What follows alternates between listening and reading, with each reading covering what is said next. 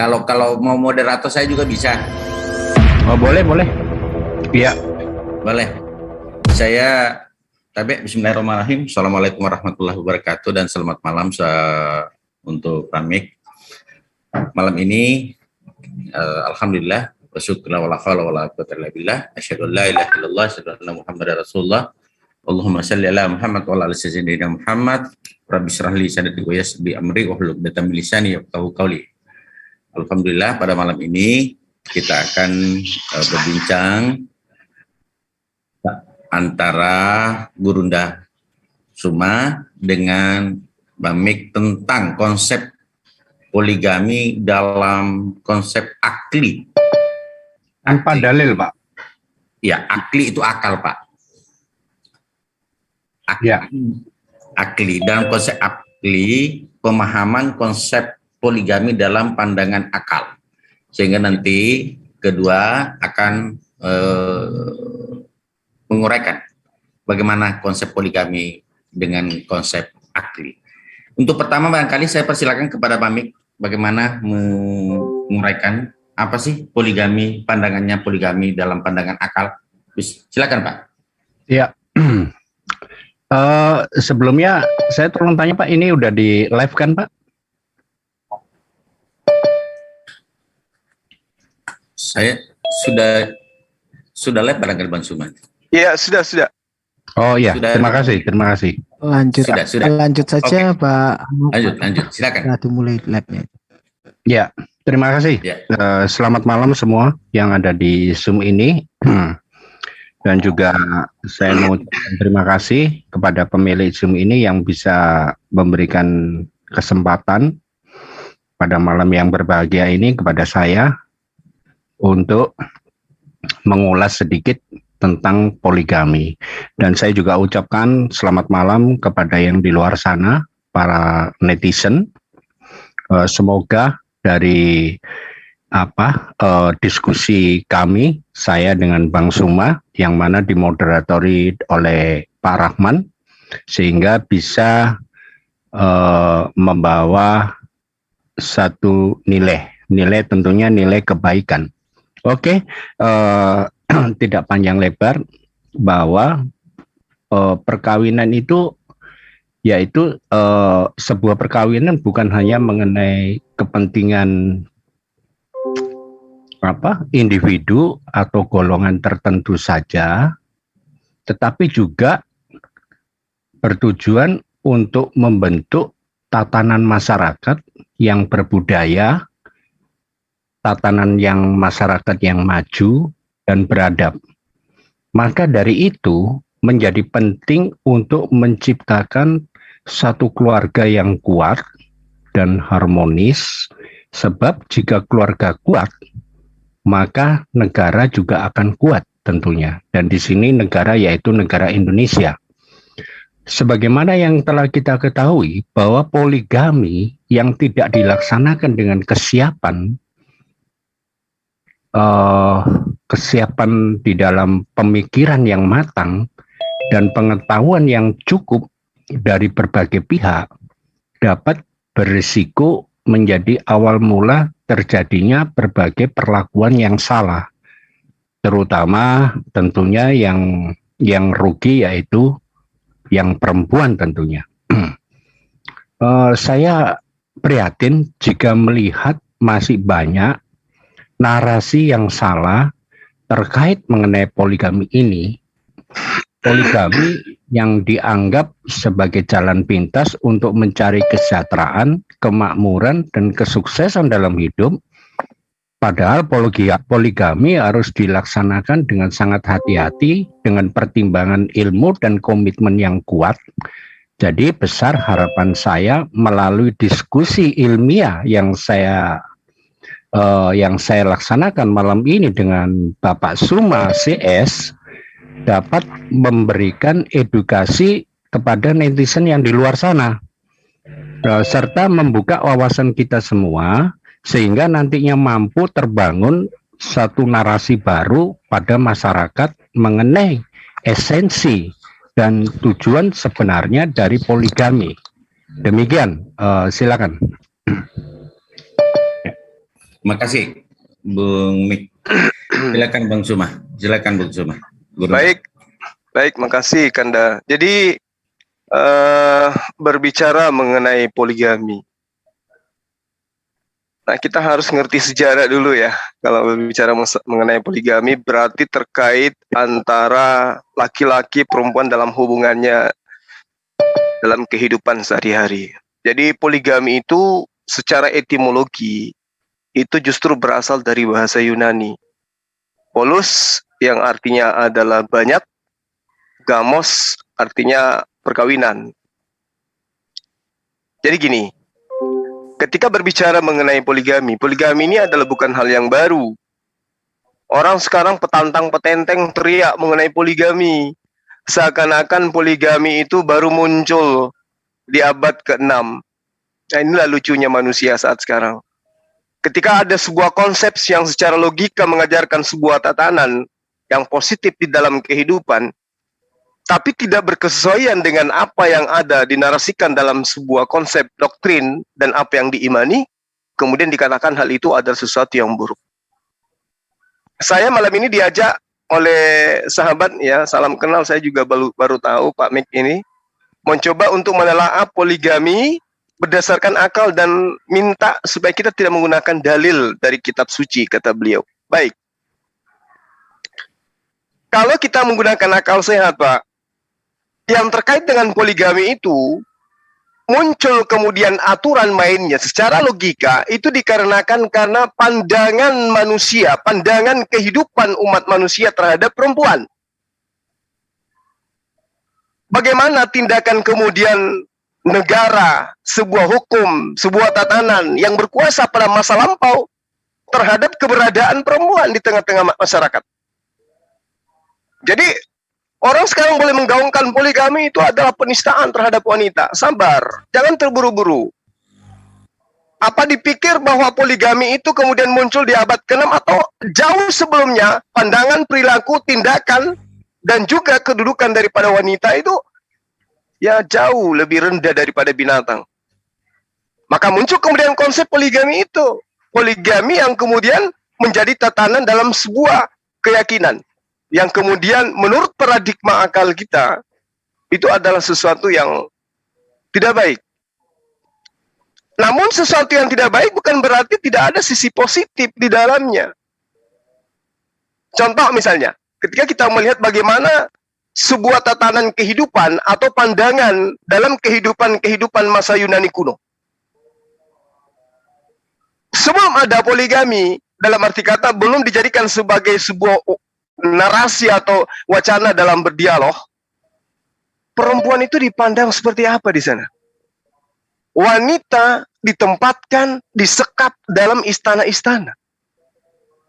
Sedangkan wanita-wanita yang hidup di bawah dataran rendah, ya, itu mereka menjadi komoditi yang diperjualbelikan, Pak, seperti ikan kering mereka itu, perempuan itu. Jadi berbicara mengenai logika akan poligami, harus didudukkan tentang apa? Sejarah perkembangan kehidupan yang mengiringi kehidupan manusia, anak cucu Adam. Jadi kita tidak serta-merta poligami itu salah. Karena perempuan itu harus, tunggu dulu. Ini kita berbicara mengenai akal logika. Di masa Yunani kuno, wanita dipaksa memikul dengan tanpa persetujuan apapun itu tentang beban yang mereka harus tanggung ketika masa itu. Ini belum ada konsep kemudian ya. Nanti coba kita menelaah bahwa satu-satunya konsep yang kemudian yang diajarkan secara logika, ya, itu hanya ada di dalam perspektif pemahaman kita. Mohon maaf, saya harus mengatakan sebagai seorang Muslim, saya harus mengakui bahwa hanya di dalam agama Islam itulah yang kemudian mengajarkan cukup satu istri. Di agama lain itu nggak ada, Pak. Saya boleh taruhan. Kalau misalnya Bapak nanti berani untuk mengambil dalil, dan saya tahu Anda, kenapa nggak mau mengambil dalil? Karena di dalam kitab Anda itu tidak ada perintah satu istri.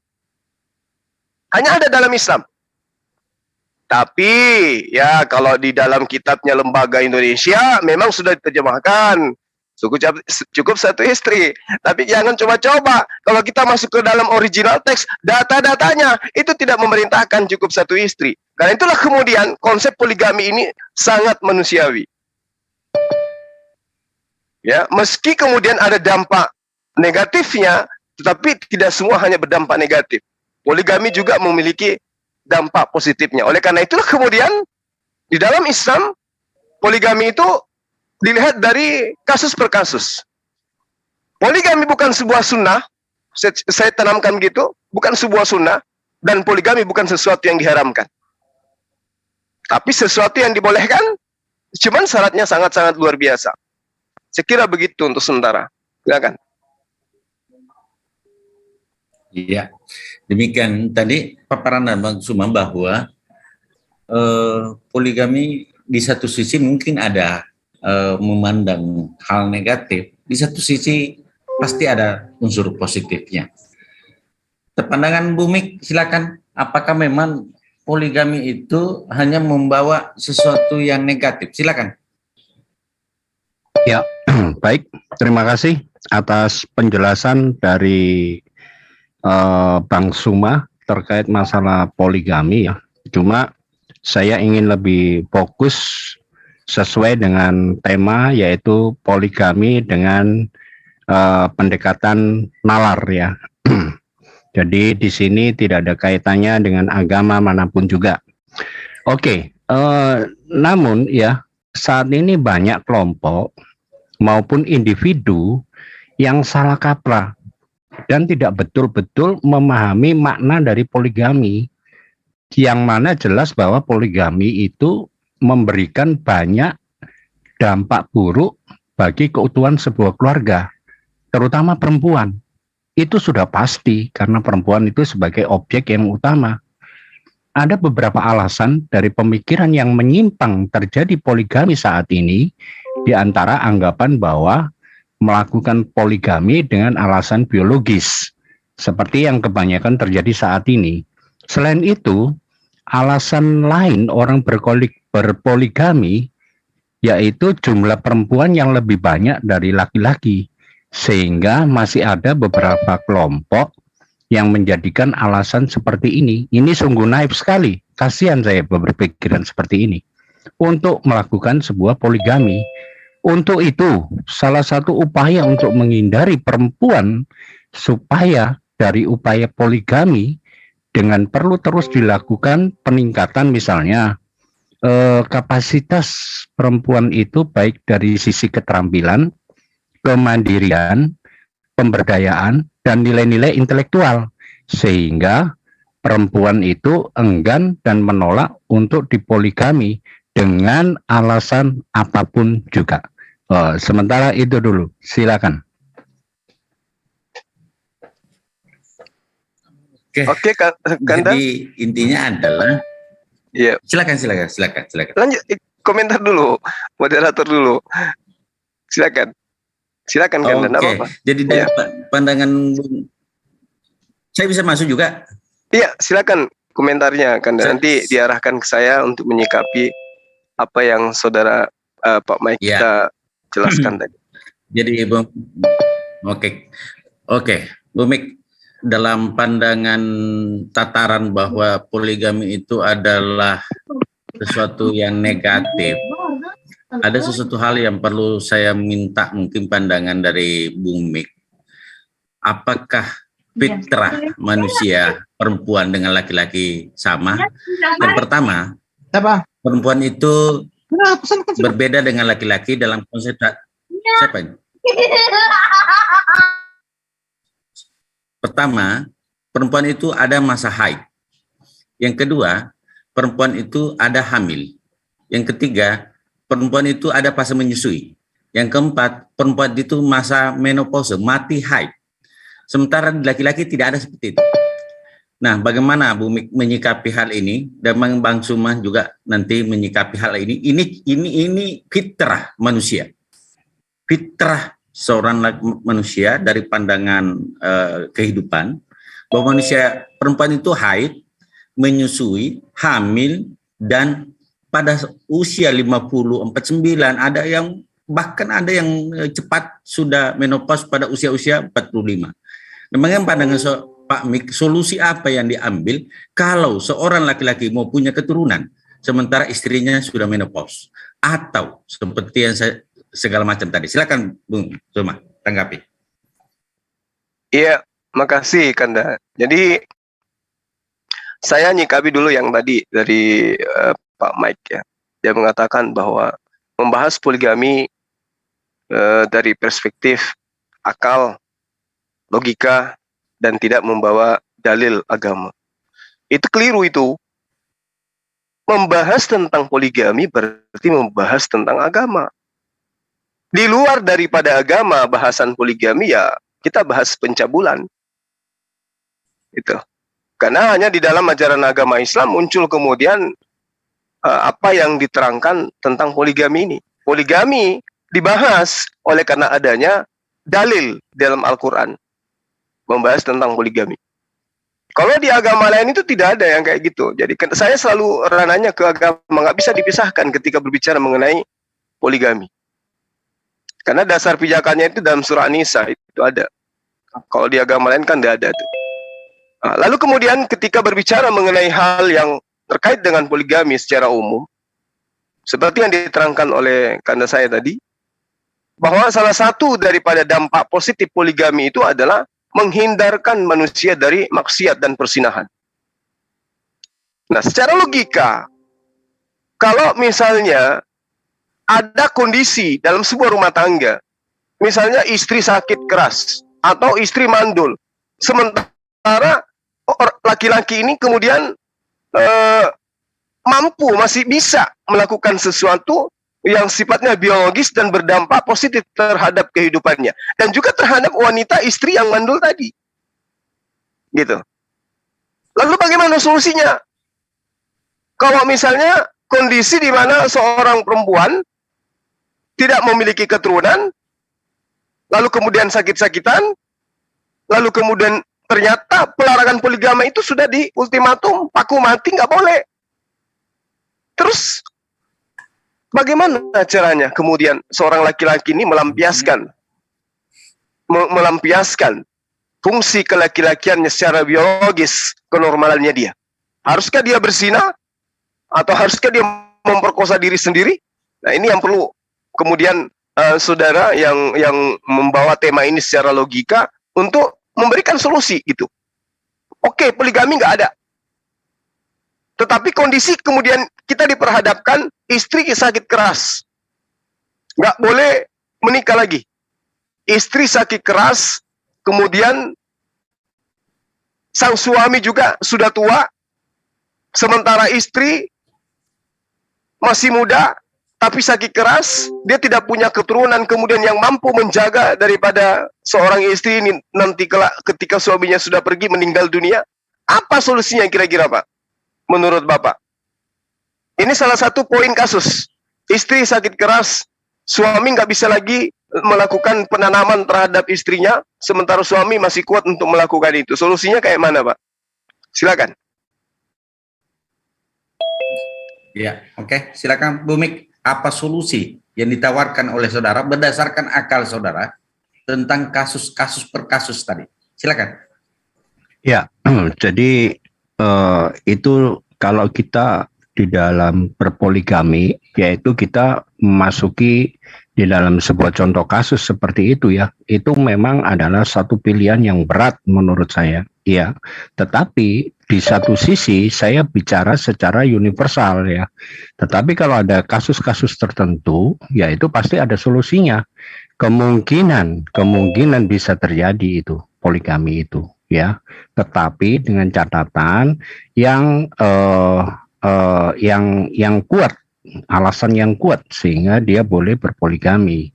Ataupun juga menurut catatan di pengadilan tentunya ya, itu pun tidak boleh sembarangan memberikan hanya berdasarkan agama tentunya. Jadi itu pasti saya tidak setuju dengan hal-hal itu. Oleh sebab itu memang harus ada aturan-aturan yang kuat dan yang mengikat. Tetapi yang di sini yang saya maksud ya, yaitu ulasan tentang poligami secara universal. Tetapi saya ingin juga melakukan satu penelitian ya, yang bagaimana kehidupan istri pertama dilihat dari dampak psikologis dari akibat orang yang berpoligami. Satu misal dampak ekonomi dan alasan bertahan pada pernikahan poligami. Jadi di dalam 3 pertanyaan di dalam penelitian yang saya lakukan yang berhubungan dengan di dalam poligami ini, itu yang pasti banyak keadilan tidak tercapai di situ. Jangankan kalau kita mau cerita masalah untuk keadilan untuk para istri, saya tidak yakin semua manusia bisa adil kepada dirinya sendiri. Karena apa? Karena manusia ini hidupnya ini serba keterbatasan. Banyak hal yang bisa mengganggu dari jalannya keadilan itu. Satu misal contoh masalah ekonomi. Kalau dia sudah berkeluarga, yang jelas ekonomi yang awalnya bisa untuk satu orang bisa dinikmati 100% karena dengan adanya poligami akhirnya kan dibagi. Jadi otomatis persentase yang pertama belum tentu bisa mendapatkan 100% karena harus dibagi kepada yang lain. Nah, oleh sebab itu yang jelas pasti tidak ada keadilan. Terus juga ada yang berpikiran secara liar. Yang pertama pasti akan terabaikan dengan yang baru. Karena apa? Karena yang baru ini masih hangat-hangatnya, masih mesra-mesranya. Di mana letak keadilannya? Karena satu hal yang perlu menjadi catatan khusus, bahwa manusia itu serba ada keterbatasan. Baik itu di dalam konteks berpikir, ataupun di dalam yang ada di dalam hati, itu pasti tidak bisa sama karena masih prototipenya berupa manusia. Untuk sementara itu dulu, silakan. Oh, ya, konsep keadilan versi manusia memang menurut pandangan Pamik itu melihat dari kacamata Pamik. Dari kacamata Pamik bahwa konsep keadilan tidak ada. Nah, bagaimana? Ini memang agak sulit kalau hanya berdasarkan akli, karena akal juga bisa mengatakan bahwa mungkin tidak semua, ada juga orang-orang tertentu yang punya banyak harta, punya banyak ini, tetapi keturunannya tidak ada. Jadi di satu sisi, mungkin Bang Mik melihat dari sudut pandang yang satu, inilah keterbatasan akal kalau membahas sesuatu tema. Mungkin Bang Suma nanti akan melihat dari sisi lain. Apa sih manfaat dari poligami itu? Dari pandangan sisi lain. Nah, silakan Bang Suma. Baik. Jadi gini Pak, kembali lagi yang saya uraikan tadi, bahwa poligami itu muncul kemudian bukan karena dia ini adalah lahir prematur. Tetapi poligami itu konsep yang muncul kemudian dikarenakan karena pemikiran manusia yang senantiasa memperlihatkan perilaku terhadap perempuan yang tidak baik. Contoh misalnya tadi ketika saya bercerita tentang bagaimana masa Yunani kuno. Lalu kemudian bagaimana wanita pada masa Romawi. Ya. Jadi poligami itu muncul kemudian dalam konsep tatanan agama, ini nggak bisa dipisahkan.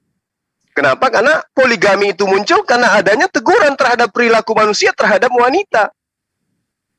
Ya. Wanita pada masa-masa tempo dulu itu, waduh, sangat-sangat kejam terhadap dunia, pemerintahan atau konsep apapun yang dimiliki manusia pada masa itu, perempuan tidak dianggap.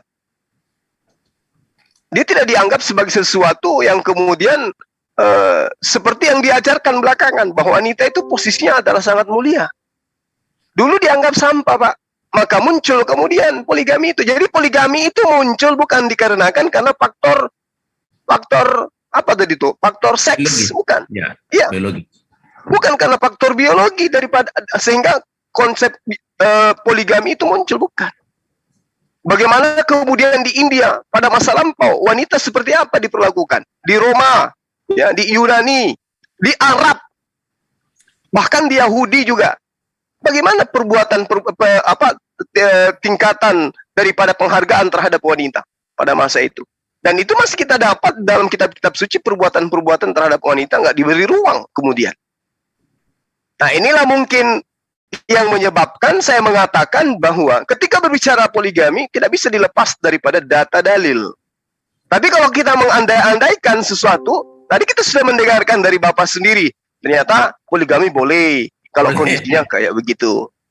Nah, itulah hebatnya Islam, Pak. Poligami boleh. Nah, karena itulah kemudian satu-satunya agama, sekali lagi saya katakan, satu-satunya agama yang menganjurkan untuk menikah wanita satu, beristri satu, hanya Islam. Saya boleh taruhan. Kalau ada agama yang menganjurkan, pasti terjemahan saja itu. Original teksnya nggak kayak begitu dalilnya. Kita boleh buktikan.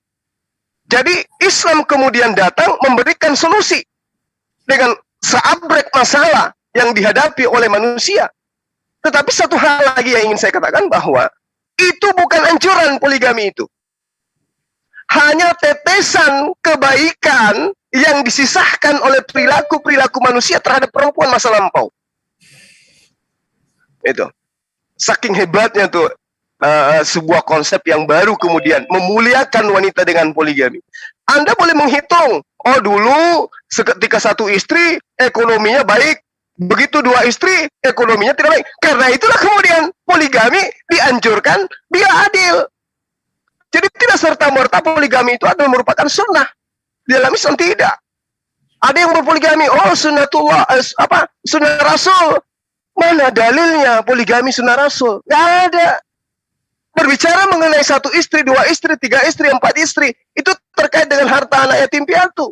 Tidak ada kemudian dalam sebuah agama tentang poligami, satu komponen yang kemudian murni bercerita tentang poligami, tidak ada embel-embel yang melatar belakangi. Layaknya perintah untuk menikah, jika kamu sudah sanggup lahir dan batin. Poligami tidak kayak begitu. Ada konsep, ada tatanan yang harus dilalui. Harus adil seadil-adilnya. Kalau Anda mampu membahagiakan istri pertama, maka pada istri kedua, Anda mampu masih membahagiakan istri kedua. Pada saat istri kedua bahagia malam pertama, bahagianya istri kedua dirasakan pada malam yang sama dengan istri yang pertama. Anda di kamar bersama dengan istri kedua, lagi bermesraan. Istri pertama di dalam kamar yang berbeda, dalam sakit hatinya tidak terima. Itu batal itu. Itu tidak adil. Maka berat. Poligami itu memang sangat berat. Nah, nilainya kemudian bergeser karena poligami itu syarat dengan poligami saat sekarang ini syarat dengan kebutuhan biologis. Nah, itu kelirunya di situ. Padahal poligami itu tidak kayak begitu.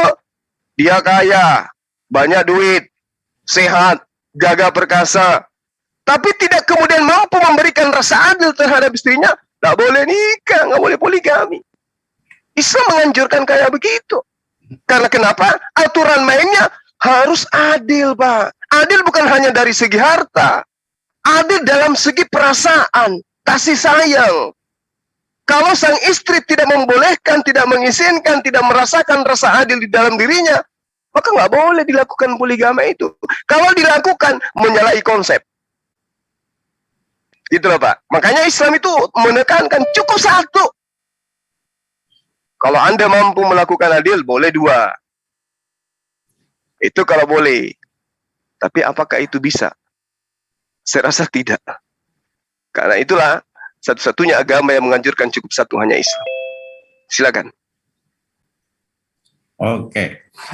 Dibikin konsep akli dan tadi tidak lepas juga dari pandangan agama, Bu Mik, bahwa dalam Islam itu kalau ada istri kedua akan mendapatkan hak yang sama termasuk harta waris. Itulah bedanya kalau istri simpanan. Nah, bagaimana pandangan Bu Mik? Kalau istri simpanan itu siapa yang lebih mulia? Istri simpanan yang tidak memiliki hak waris atau istri sah yang memiliki hak yang sama dengan istri pertama, istri kedua yang memiliki hak yang sama? Silakan Bu Mik. Secara akli ya. Iya, jadi begini ya. Saya lebih cenderung kepada lebih banyak dampak negatifnya ya. Yang pertama itu bisa mengganggu psikologis, terutama kepada wanitanya.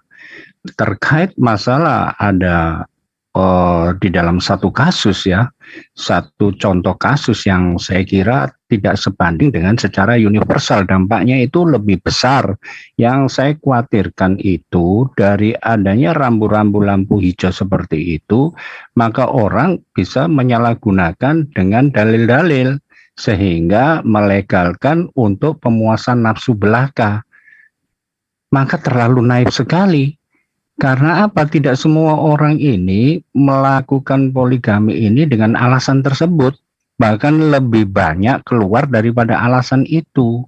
Tetapi dampak yang dia lakukan ini membawa nasibnya orang di dalam jurang penistaan. Di dalam jurang penderitaan. Baik itu penderitaan psikologis ataupun penderitaan fisik.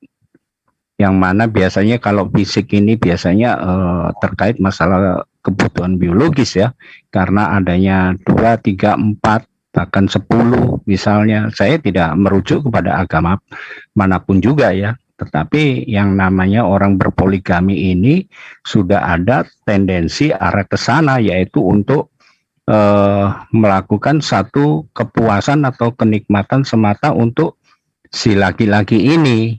Jadi alangkah baiknya memang di dalam kasus-kasus tertentu ya memang harus dicari solusinya sebaik mungkin. Makanya saya katakan bukan berarti saya bilang mengamini atau mengiyakan orang berpoligami di dalam kasus tertentu, tetapi itu harus kalau andai kata boleh sekalipun harus dilakukan dengan sangat-sangat selektif, karena ini membawa nasibnya orang. Jadi kalau misalnya apa yang dikatakan sama Pak Rahman tadi dalam satu kasus tertentu, saya kira ya fine-fine aja, nggak ada masalah karena ada alasannya.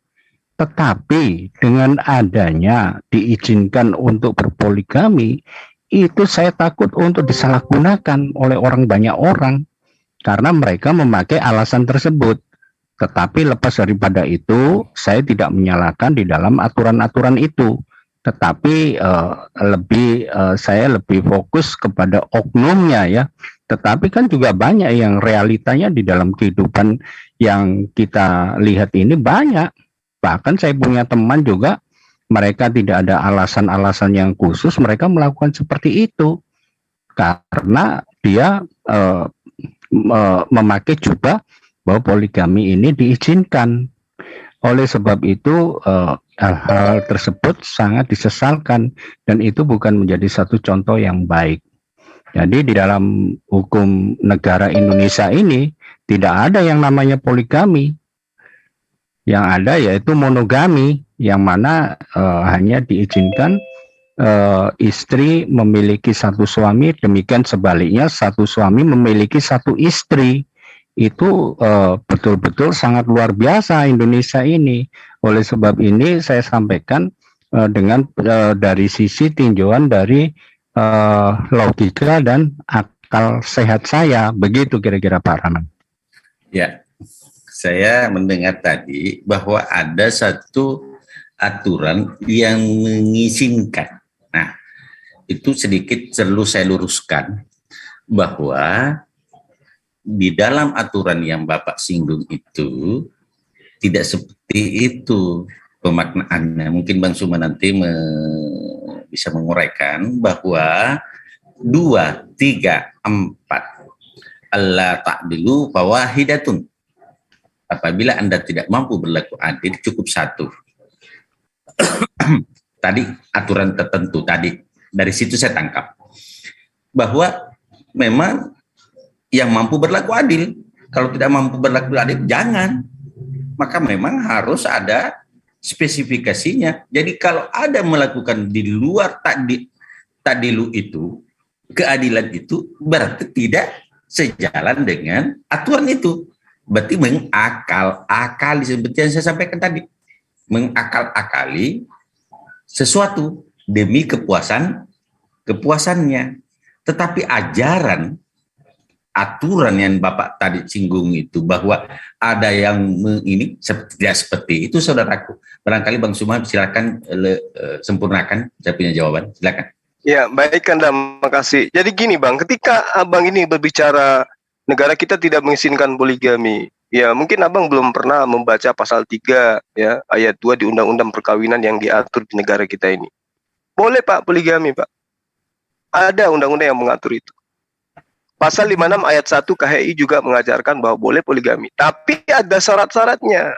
Nah, kalau kemudian Bapak menyampaikan kekhawatiran terhadap poligami seperti, nah itulah muncul kemudian Islam Pak memberi solusi. Makanya tidak sesederhana itu kemudian. Saya katakan bahwa daripada seseorang itu melakukan maksiat, daripada seseorang itu melakukan persinahan, pencabulan dan seterusnya, maka dikasihlah satu jalur pintu untuk melakukan pernikahan lebih dari satu daripada mereka berzina. Tapi hal itu sangat berat Pak. Tapi daripada dia berzina, mending dia menikah. Itu solusi.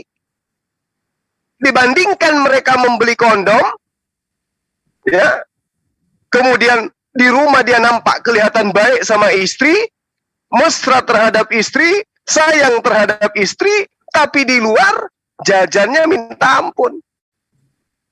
Jajannya di luar kayak resep obat Pak, 3 kali 1. Tapi kalau pulang ke rumah, alim. Padahal tahu-taunya setiap hari dia memborbardir tentang poligami. Tahu-taunya begitu ada kasus, baru muncul ada status janda sembunyi. Ada wanita-wanita yang kemudian dipingit. Itu yang dilarang oleh kami Pak. Itu yang dikasih solusi oleh langit kepada manusia. Jadi kita tidak bisa pungkiri, laki-laki itu ketika melihat wanita, kecuali yang tidak normal, dia tidak tertarik. Itu normal itu Pak. Oleh karena itulah kemudian dikasih solusi daripada berzina. Nah, itu yang kedua. Yang pertama tadi tentang perilaku umat terdahulu, bangsa terdahulu terhadap wanita-wanita. Islam kemudian datang memuliakan wanita dengan solusi seperti itu tadi. Ada kita bisa mendengarkan narasi-narasi yang dibangun, ada mesin kondom dan seterusnya. Itu karena apa Pak? Ingin melegalkan persinahan. Mending dia poligami. Hanya saja dalam tatanan kehidupan berumah tangga umat Islam, fondasi utamanya itu adalah istri harus kemudian memberikan jalan ya terhadap suaminya untuk beristri lagi. Gak boleh sembunyi-sembunyi. Artinya bahwa ketika istri mampu memberikan ruang kepada suaminya untuk melakukan poligami, pasti wanita soleha. Kenapa saya katakan wanita soleha? Karena dia lebih mencintai Allah daripada sosok manusia, meskipun itu adalah suaminya. Aku mencintaimu, abang, tapi aku lebih cinta kepada Allah. Kamu mampu kulihat, abang, kamu udah banyak duit, kamu masih kuat, sementara aku sudah mulai tua. Udah mulai lemah. Sementara kamu, alhamdulillah, menafkahiku, anak-anakmu, rumah yang kau beri. Maka aku membolehkanmu menikah. Demi kebahagiaanmu dan juga kebahagiaanku. Itu boleh Pak. Daripada suaminya capek siang malam bekerja, memberikan dia nafkah, tapi dia menutup ruang untuk istrinya beramal, memperbaiki wanita-wanita yang di luar sana. Maka wanita soleha itu begitu solusinya. Itulah yang dikatakan poligami. Tapi kalau dikatakan bahwa membuat anaknya bahagia saja nggak bisa, beri jajan anaknya nggak bisa, kemudian membuat istrinya bahagia untuk makan di rumah saja susah, kemudian dia menikah lagi, itu yang dilarang dalam agama Islam. Ya, karena dia tidak mampu memperlakukan adil. Sementara kunci daripada poligami itu kudu wajib adil. Kalau tidak, maka cukup satu kata Allah. Itu perintah. Makanya saya katakan, satu-satunya agama yang mengajarkan kemudian cukup satu istri hanya ada di dalam ajaran agama Islam. Nah, kalau yang Bapak terangkan tadi boleh darurat. Nah, di Islam juga begitu, Pak. Haram-haramnya babi pada saat kondisi darurat boleh dicicipi. Nah, sama dengan poligami. Sesulit-sulitnya poligami, daripada berzina, kalau ruang sudah ada, dia mampu, ada persetujuan istri, boleh poligami, nggak apa-apa. Tapi itu bukan, sekali lagi saya katakan, itu bukan berarti dia menjalankan sunnah Rasul. Tidak, beda. Sunnah Rasul itu kayak begitu. Ya, poligami itu hanya solusi supaya manusia itu tidak jatuh ke dalam persinahan, pencabulan. Tapi konsekuensi daripada poligami itu sangat berat. Adil, ada stasiun-stasiun yang harus dilalui oleh seorang laki-laki. Makanya diatur dalam pemerintahan kita, dalam negara kita. Jangan kira bapak poligami nggak diatur, diatur Pak. Ya, itu diatur di negara kita tentang bagaimana kemudian laki-laki yang ingin berpoligami, pengadilan dapat memberi izin kepada suami untuk beristri lebih dari seorang apabila dikehendaki oleh pihak-pihak yang bersangkutan. Tuh, sama dengan Al-Quran. Boleh kalau pihak istri membolehkan. Anak-anak membolehkan. Boleh, Mak. Boleh menikah. Boleh poligami. Selama landasan pijakan poligaminya itu adalah ibadah. Bukan karena seks semata. Ya, jadi sepakat kita malam ini, bukan sepakat sih, tapi kita sudah mendengarkan dari Pak Mik juga ternyata ada ruang untuk melakukan poligami dengan kondisi yang tertentu ya. Ada kondisi di mana boleh melakukan itu. Sepakat berarti kita tentang itu. Silakan. Ya, saya kira begitu tadi Bung Mik. Begitu penjelasan Bung Suma. Saya kira sepakat dengan Bung Mik tadi bahwa ada memang ruang yang diberikan, negara pun memberikan ruang apabila hal-hal terpenuhi. Jadi poligami itu bukan sesuatu yang diwajibkan atau disunahkan, tetapi sesuai dengan situasi. Gitu, Bung Mik. Jadi jangan beranggapan bahwa aturan-aturan yang Anda tadi sampaikan bahwa ada keizinan. Tidak seperti itu, harus betul-betul adil. Silakan, Bung Mik, kalau mau memberikan penjelasan. Ya, oke. Terima kasih. Jadi begini, sementara itu poligami itu dapat mempengaruhi aspek sosial, ekonomi, dan budaya sebuah keluarga serta ketangguhan sebuah bangsa. Luar biasa sekali ya. Dia bisa mempengaruhi ketangguhan sebuah bangsa karena ditinjau dari aspek tersebut ya. Sejatinya masih banyak masyarakat yang mempunyai interpretasi budaya yang keliru terhadap makna poligami itu. Poligami juga semakin disalahartikan dengan maraknya ajakan berpoligami di masyarakat dan disebarluaskan melalui kemajuan teknologi, misalnya contoh di media sosial. Hal ini yang harus kita cegah bersama. Penafsiran poligami yang sesungguhnya selain itu perlunya membangun karakter yang positif kepada anak sejak dini, mulai dari dalam keluarga dan bagaimana caranya kita menghargai, menghormati seorang wanita. Poligami juga menjauhkan dari terrealisasinya harapan yang ideal mengenai keluarga yang harmonis yang diperlukan dalam pendidikan karakter bangsa bagi anak-anak Indonesia. Sebuah perkawinan tidak dapat dilaksanakan begitu saja. Negara pun telah menetapkan beberapa syarat atau ketentuan terkait di dalam masalah perkawinan, mulai dari batasan usia, tahap pendidikan pranikah, bimbingan dalam masa pernikahan, dan berbagai ketentuan dan juga program dan kebijaksanaan yang lain. Banyak dampak buruk dari poligami terhadap kesehatan keluarga, terutama yang saya tekankan di sini yaitu perempuan dan anak. Demikian Pak Rahman, silakan. Oke, di dalam hukum Pak. Dalam hukum pernikahan itu mungkin memang di dalam kekristenan ada tadi pranikah. Kita lebih lengkap Pak. Ada datang lamaran, ada saksi, ada wali, ada ijab kabul, ada mahar. Itu semua harus dipenuhi. Jadi menikah itu tidak semudah menggampang langsung perkawinan dengan pernikahan beda Pak.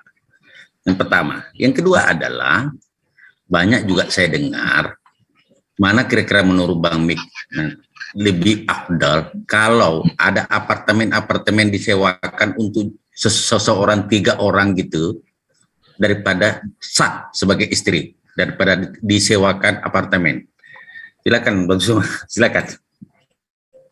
Iya. Jadi pada dasarnya sebenarnya akal kita manusia ini apapun keyakinannya itu kalau kita mau jujur sebenarnya poligami itu adalah kita akui bahwa salah satu solusi menghadapi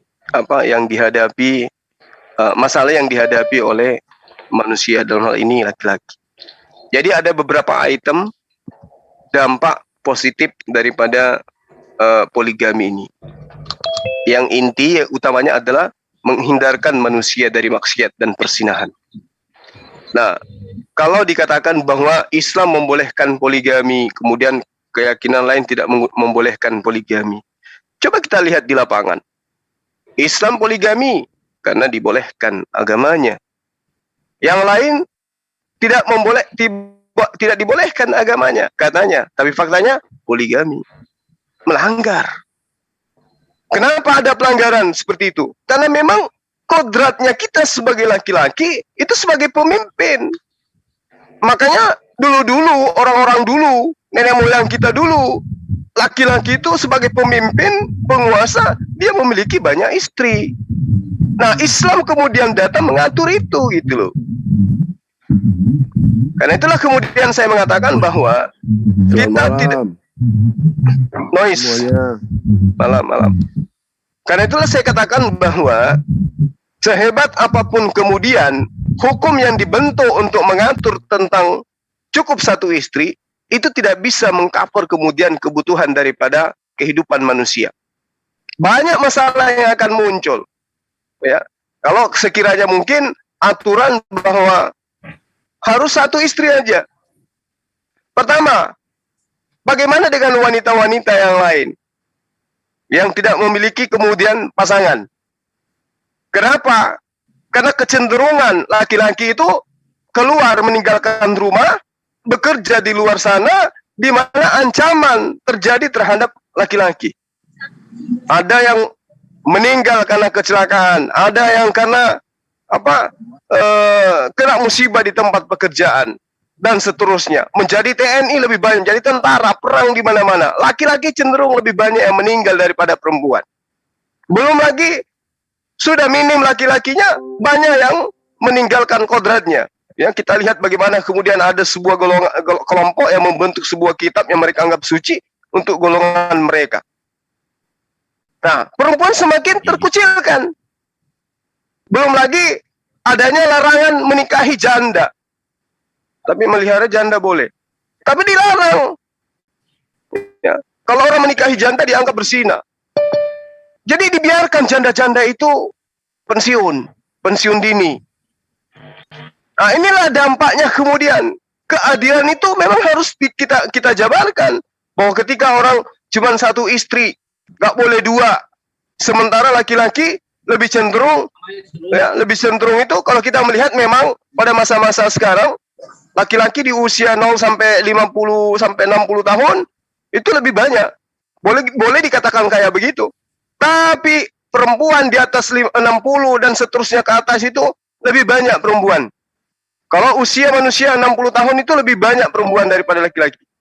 Artinya bahwa perempuan setelah tidak ada suaminya membutuhkan anak untuk menjaga, mendampingi mereka. Lalu siapa yang bisa memberikan anak? Kalau bukan laki-laki yang lebih dulu melakukan hal-hal yang terkait dengan poligami itu tadi. Nah, karena itulah kemudian saya katakan bahwa poligami boleh dikatakan sebagai perbuatan yang buruk, tapi itu adalah solusi dibandingkan perilaku yang jauh lebih buruk. Sekira seperti itu.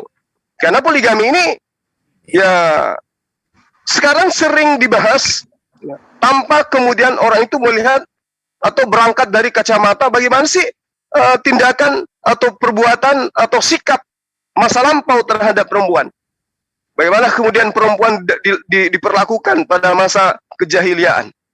Kemudian datang Islam mengatur sebuah sistem. Muncul di dalamnya kemudian. Boleh lebih dari satu. Kalau bisa adil. Tapi kalau tidak bisa adil, cukup satu. Nah, saya kira itu sudah sangat jelas bahwa poligami itu sejalan dengan kodrat kita manusia. Tidak ada yang boleh kemudian menghindarkan itu. Boleh kita mengatakan, wah dalam agama kami itu nggak boleh poligami. Tapi kalau kita mau jujur di depan kaca, sudah berapa kali, ya, udah berapa kali, Saipudin, jangan, udah berapa kali kita mengkhianati istri. Jujur aja dulu terhadap diri sendiri. Itulah indahnya Islam. Itulah indahnya Islam, memberikan solusi. Ya, berkhotbah di mana-mana. Kita ini cukup satu istri. Siapa yang dipersatukan Tuhan tidak boleh dipisahkan kecuali maut. Benar gitu, serius loh. Tapi pada faktanya tak bisa dipungkiri. Itulah indahnya poligami, karena memberikan solusi yang terbaik dibandingkan rapi sisirnya, pulang juga masih rapi, tapi sebenarnya jam 1 siang tadi itu acak-acakan. Demikian. Oke. Kayaknya ini agak tertarik juga saya dengerin poligami. aduh, ini muridnya juga. Selamat malam. Sebentar, Bang Abdon, yang lain-lain sampai raise hand dulu lah. Sebentar, Bang. Ya. Yang lain raise hand kalau mau bertanya nanti setelah. Enggak, ini kalau masalah poligami enggak sabar saya nih. Iya, sabar Bang Abdon, Bang Abdon. Tunggu selesai dulu Pak Mik dan siapa co-hostnya? Oke. Jadi ya. Tadi yang Bu Mik, saya silakan untuk berbicara. Silakan. Dilanjut Bang Husema, Pak Dokter. Muridnya JT tuh, Gurunda. Ya, saya muridnya Ustaz Suma.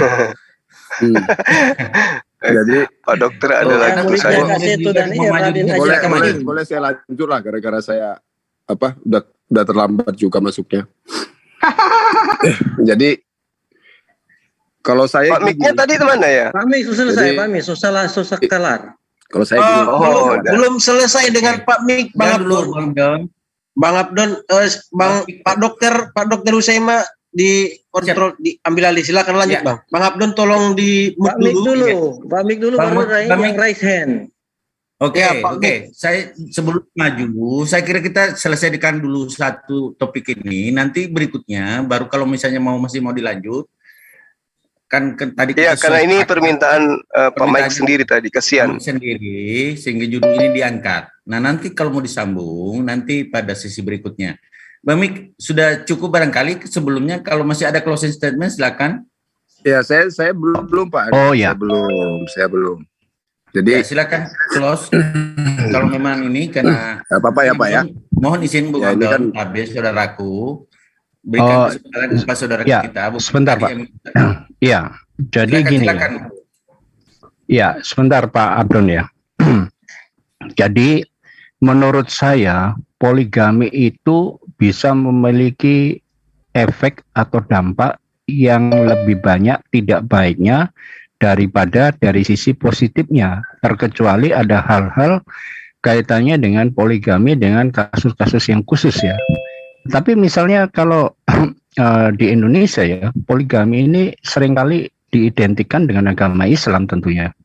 Dalam relasi pernikahan sendiri, baik secara monogami maupun poligami, seringkali ditemukan persoalan seperti kekerasan dalam rumah tangga atau KDRT ya.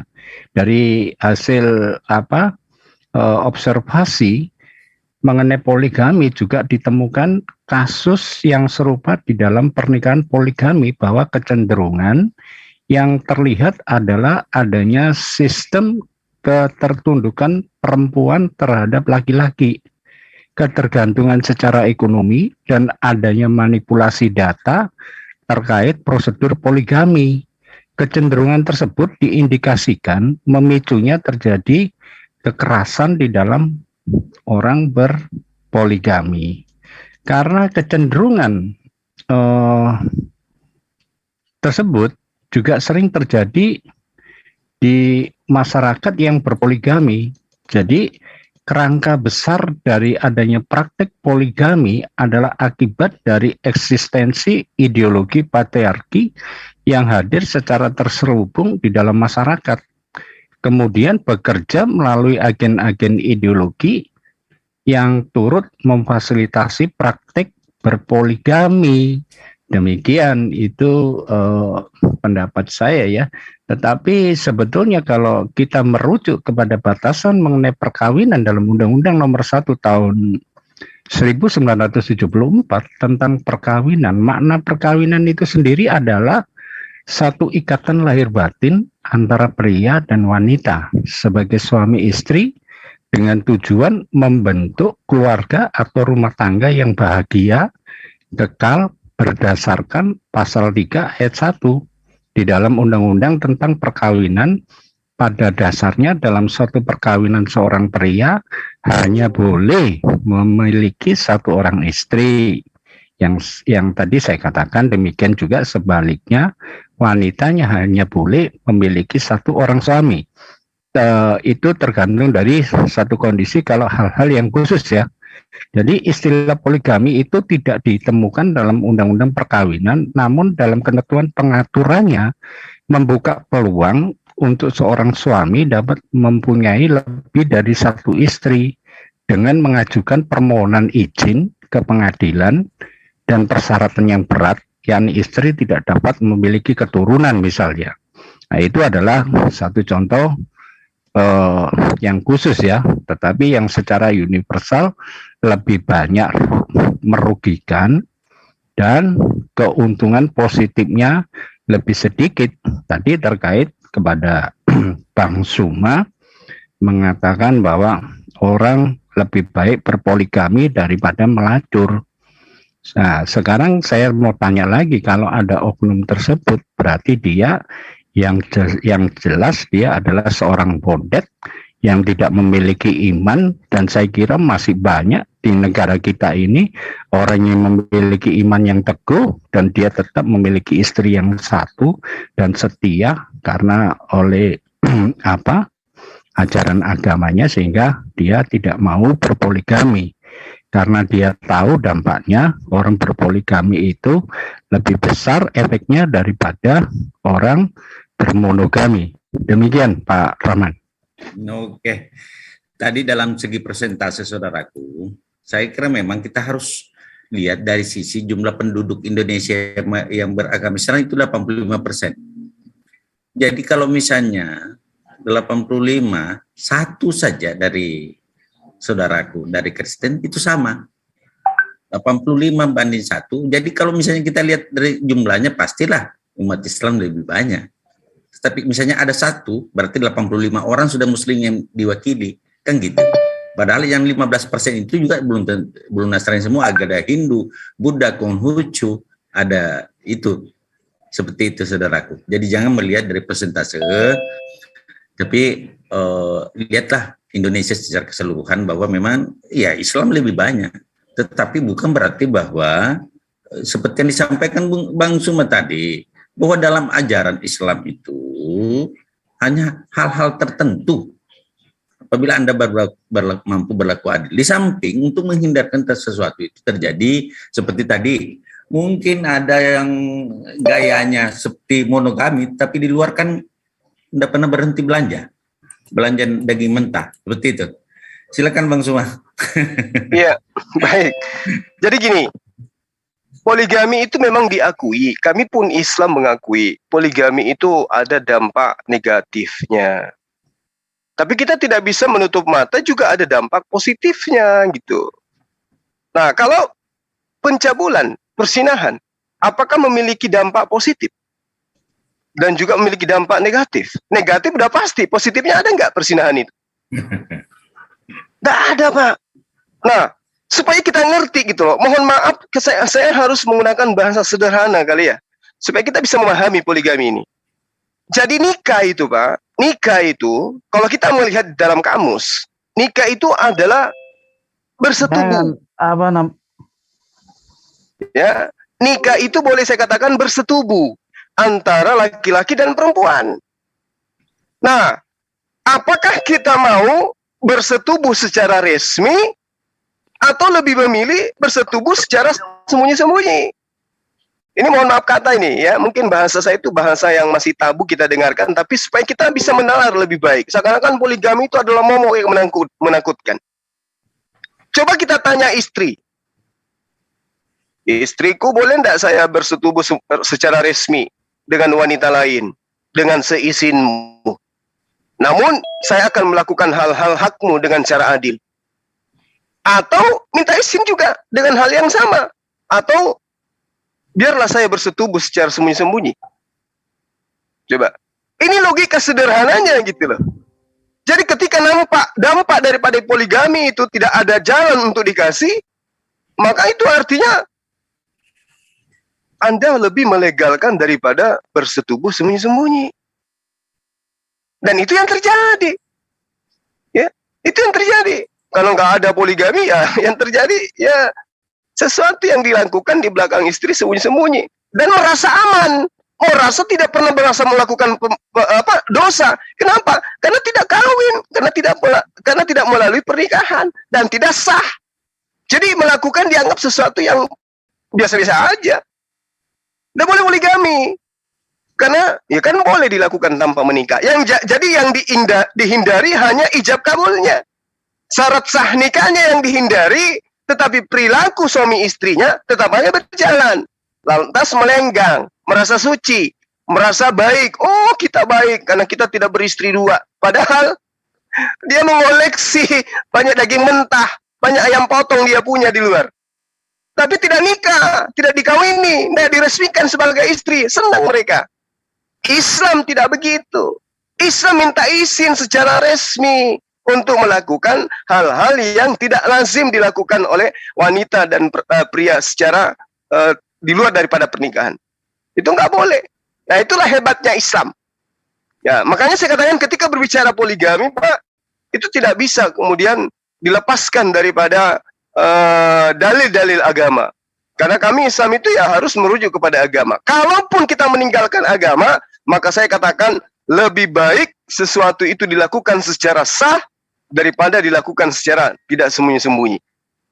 Lalu kemudian ketika kita mencoba menutupi bahwa poligami itu buruk, poligami itu nggak baik, coba kita lihat bagaimana pandangan dan bagaimana perilaku orang-orang yang mengatakan mereka suci, dalam agama mereka dilarang, tapi tokoh-tokoh agama mereka yang kita lihat sekarang kan saling membongkar satu sama lain masalah perselingkuhan. Nah, ini kita tidak bisa menutup mata tentang itu. Ini lagi panas-panasnya nih, Pak. Artinya bahwa umat Islam memberikan solusi poligami, tapi tidak kemudian dengan semudah itu poligami itu. Harus ketuk pintu dulu. Istri mengizinkan, baru bisa dilakukan. Nah, suami juga tahu-tahu diri.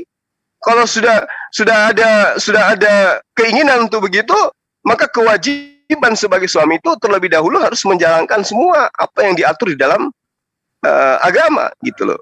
Nah, sekali lagi saya katakan, membahas tentang poligami itu tidak bisa dipisahkan dari agama. Kenapa? Karena poligami ini muncul kemudian ketika umat Islam itu datang mengatur tentang memuliakan wanita dibandingkan perilaku ya terhadap perilaku saman terhadap wanita-wanita di luar Islam pada masa lampau. Saya kira begitu, sahabat saya. Terima kasih. Ya, seperti itulah, Bung. Boleh saya sambung sedikit, Pak. Sebelum ya, saya closing statement aja, Pak Rahman.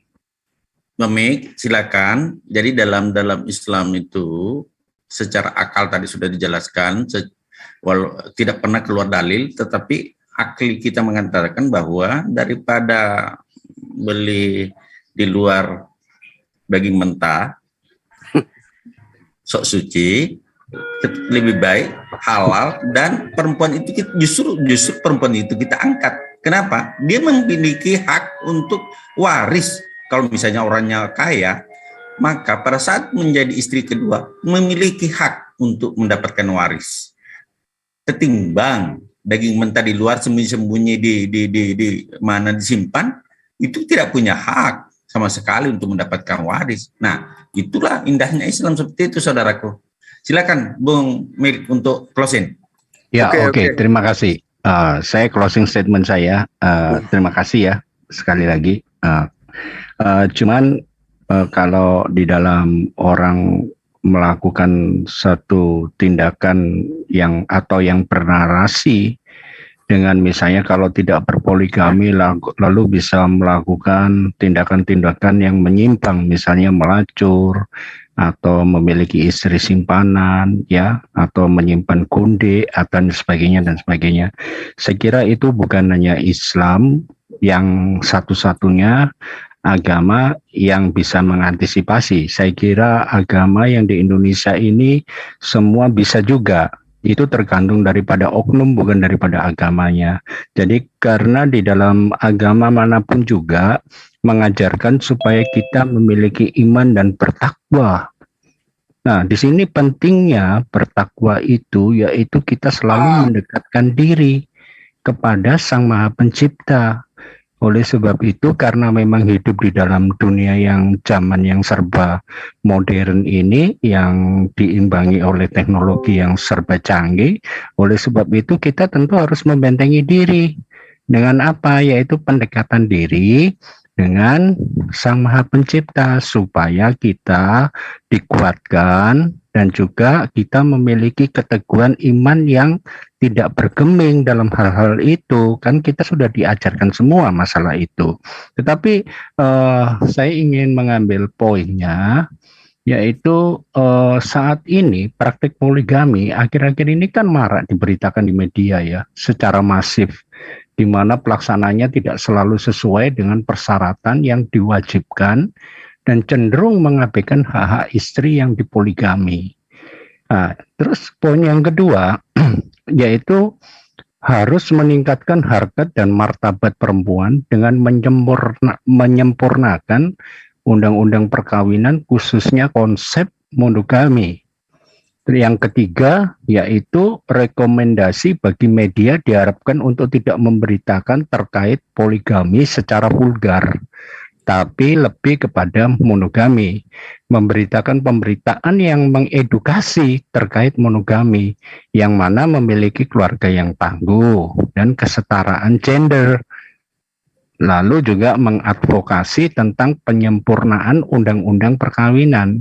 Dan yang terakhir yaitu saya merekomendasikan kepada masyarakat yang di luar sana dan juga lembaga swadaya masyarakat agar melakukan upaya pemberdayaan perempuan agar menolak untuk dipoligami, membangun upaya kesetaraan gender, melakukan edukasi, membangun keluarga yang tangguh, advokasi penyempurnaan undang-undang perkawinan, dan mempromosikan perkawinan berasaskan monogami dan membentuk satu komunitas yang mendukung terhadap monogami. Saya kira itu closing statement saya, dan saya ucapkan terima kasih kepada Bang Suma yang sudah memberikan ruang dan waktu kepada saya, dan juga terima kasih moderator yang adil yaitu Pak Rahman. Terima kasih banyak, dan juga teman-teman yang ada di sini semua.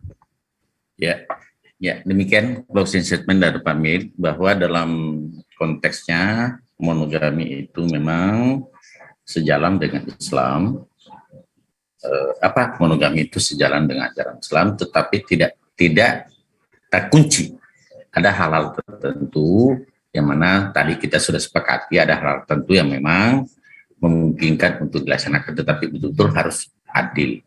Yang kedua, membangun rumah tangga itu di dalam Islam, sakinah mawaddah warahmah itu sudah memang satu tujuan daripada pernikahan itu.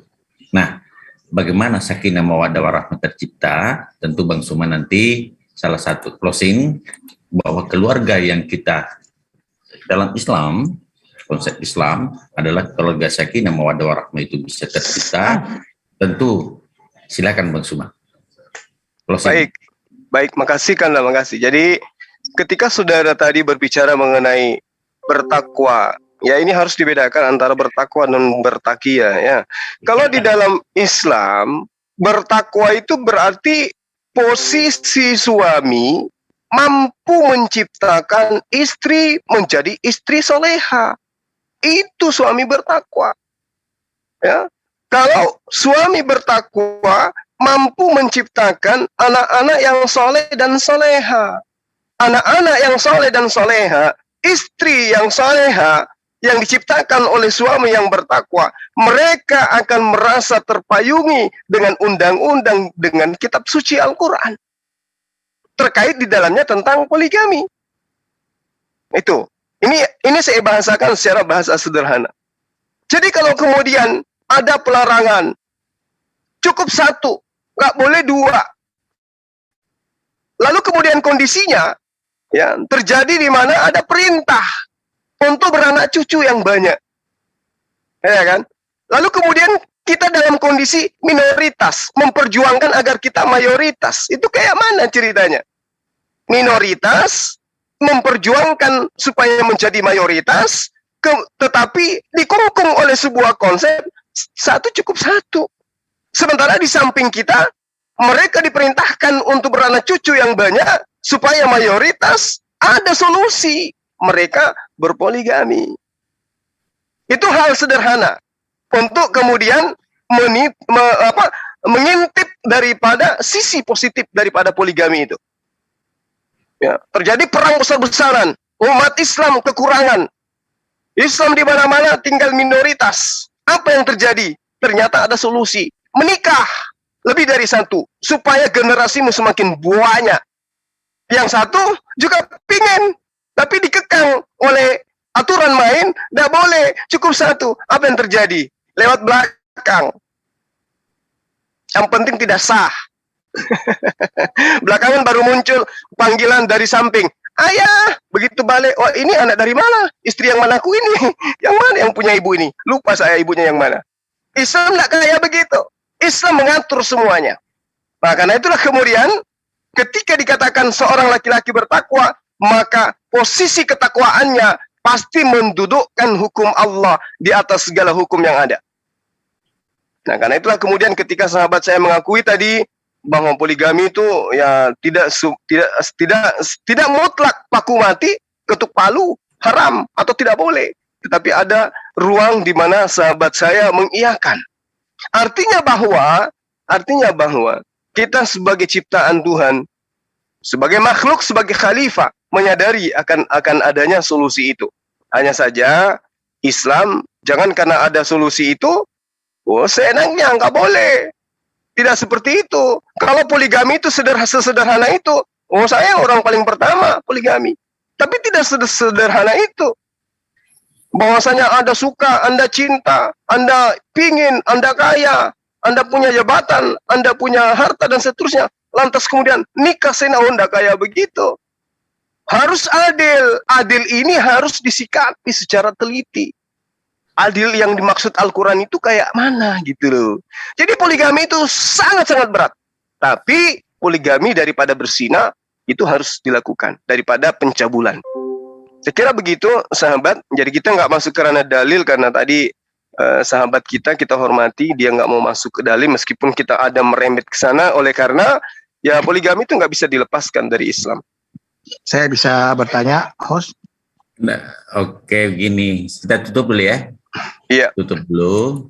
Terima kasih banyak ya atas ya, terima kasih banyak Bung Mik dan terima kasih Gurunda semua. Baik, Anda baik. Ya, tentang bisik poligami dalam sudut pandangan logika dan akli dan nyerempet juga sedikit ke dalil kitab suci agama masing-masing. Demikian silakan para netizen untuk memberikan apa yang menurut Anda baik, silakan. Kisah kami tidak bisa menghakimi satu dengan yang lain karena itu murni semuanya. Kalau ada kebaikan dari Allah Subhanahu Wa Taala, kalau ada sesuatu yang buruk tentu dari kami pribadi dan para saudara-saudaraku semuanya.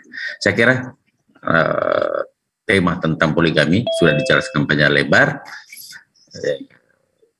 Barangkali Kanda, saya diundang sama teman-teman di grup sebelah terkait dengan tamu-tamu kita dari TikTok.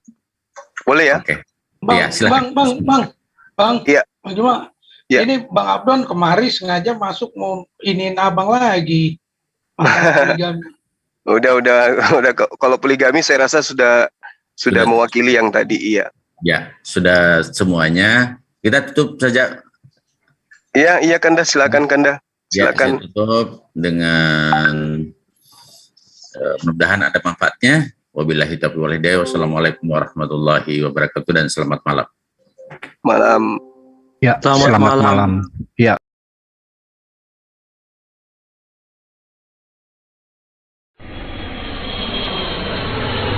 Sin Kanda, teman-teman saya mau ke room sebelah ya. Ya, Di mana silakan, tadi? silakan. Di mana tadi itu bilangnya? Mix ya.